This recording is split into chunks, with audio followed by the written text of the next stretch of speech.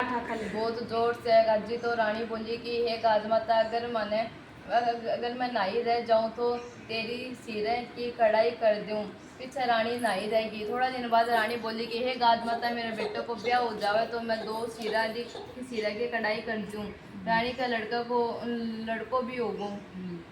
फिर पर वह कढ़ाई करी कोनी। गाजमाता सोची कि या तो आपा ने भूल गई। सो एक दिन गाजती घोड़ती आई और पालना शुदा लड़का को उठा कर लेगी। एक भीलनी थी जिन्हें घर में पालनो ले जाकर रख दियो। वह बहुत गरीब था और उनका बच्चा भी कोनी था। दोनों जड़ा जंगल में गएड़ा हा।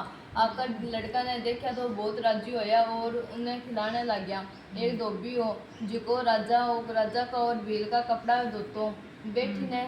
बेटी ने राजा का घर में रोड़ो हो रहो थो कि गाजमाता लड़का ने उठा कर लेगी। तब धोबी बोलो, एक लड़को पालने में भील का घरा सुत्यो है। राजा भील ने बुलाकर पूछो कि लड़को तेरे अठे कहीं आयो।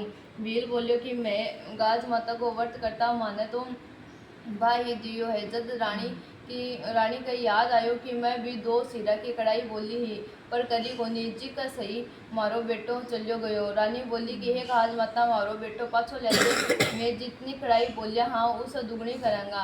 रानी ने गाजमाता को खूब धूमधाम से उजमणो कर्यो। गाजमाता लड़का ने पाछो ला दियो। बिजली का भी धन लड़को हो गयो।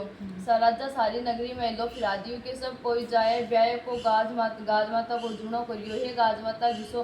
रानी ने बिजली ने लड़को धन दियो घिसो। सब ने दियो कहता सुनता कारो बरदा अपना सारा परिवार ने दियो। इसके बाद की करे